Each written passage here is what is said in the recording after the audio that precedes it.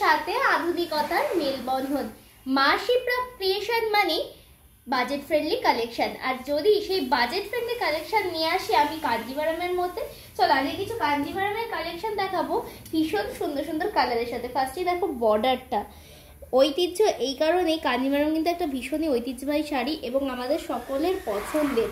আর যখন হবে এইরকম সুন্দর একটা ময়ূরকণ্ঠী কালার, কি অসম্ভব সুন্দর লাগে তাই না? কি দারুণ। চলো এর কিছু কালার কালেকশন তোমাদের সাথে আমি শেয়ার করি।